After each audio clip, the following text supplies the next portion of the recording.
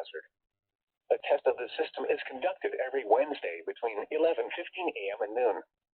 When there is a threat of or existing severe weather in the area on Wednesday, the test will be canceled. The warning alarm is activated for short-fused weather watches and warnings affecting Michigan's northern lower peninsula, the eastern upper peninsula, and the adjacent coastal waters of the Great Lakes, including Whitefish Bay, Saginaw Bay, and the St. Mary's River system. This concludes the weekly test of the NOAA Weather Radio Warning Alarm.